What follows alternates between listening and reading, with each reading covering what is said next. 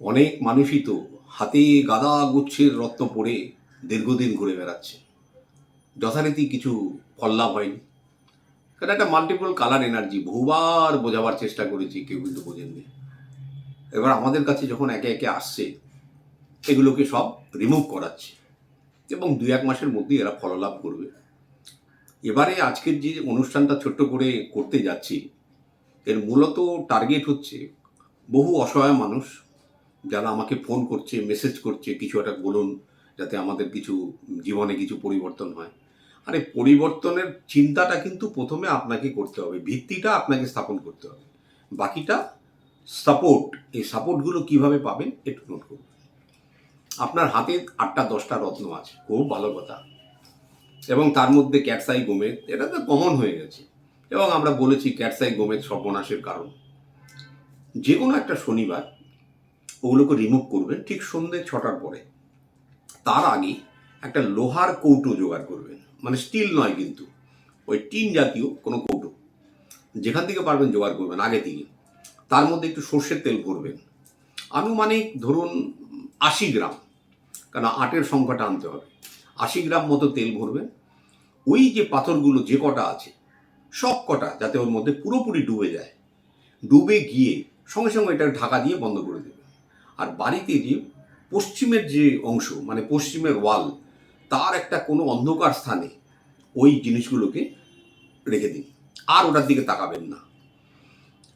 পরের দিন সকালবেলা চান ঠান করে নতুন জীবন শুরু করার চিন্তা করবে।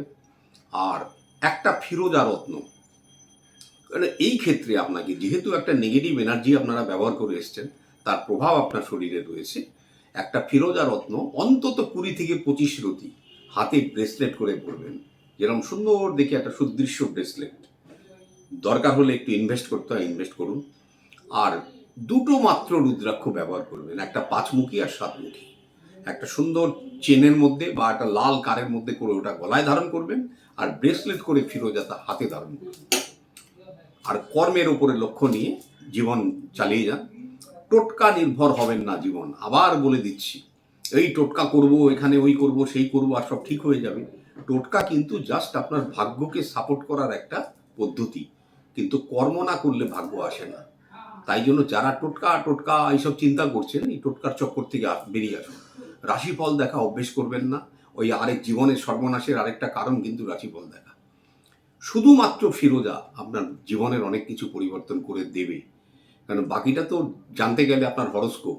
আর এখন তো আমরা রত্ন একটির বেশি আর কাউকে দিতেও পারছি না, কেন প্ল্যানেটারি পজিশন সাপোর্টই করছে না, বিশ্বাস করুন, সাপোর্ট করছে না। কোন স্থানে রত্ন দেওয়া যায় আবার একটু বলে রাখছি। আপনার হরোস্কোপ অনুযায়ী, লগ্ন অনুযায়ী দেখবেন আপনার শুভ গ্রহ অশুভ গ্রহ আছে, এবং শুভ গ্রহর সংখ্যা ম্যাক্সিমাম 3টে হয়, বাকিরা হয় অশুভ নয় নিউট্রাল, যে কোনো। আর রাহু কেতু কিন্তু কোনো দলেই থাকে না, তারা কিন্তু রেফারিয়ান লাইন্সম্যান, অতএব তাদের ধরবেন না। এই 7টা প্ল্যানেটের মধ্যে দেখবেন 3টে ভালো, 3টে বা 2টো আনুমানিক, 3টে হয়তো এনিমি, একটা হয়তো নিউট্রাল, এরকম থাকবে।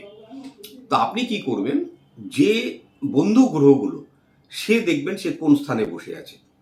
প্রথম হচ্ছে, যদি সে 6 লর্ড, 8 লর্ড বা 12 লর্ড হয়, তারও রত্ন দেবেন না, দেওয়া যাবে না। এবারে সে যদি অবস্থানও করে 6, 8, 12তে, সেখানেও রত্ন দিতে পারবেন না। সে যদি অবস্থান করে কোনো শত্রু গৃহে, মানে ঠিক অপোজিট, মানে প্ল্যানেটগুলোর জোনের মধ্যে যদি অবস্থান করে, সেখানেও তাকে দিতে পারবেন না। সে যদি কম্বাস্টেড নেচারে হয়, 3টে-4টে গ্রহ মিলে তাকে ঘিরে রাখে, সেখানেও আপনি দিতে পারবেন না। তার পরবর্তী গ্রহটাকে দেখবেন সে কি জায়গায় আছে।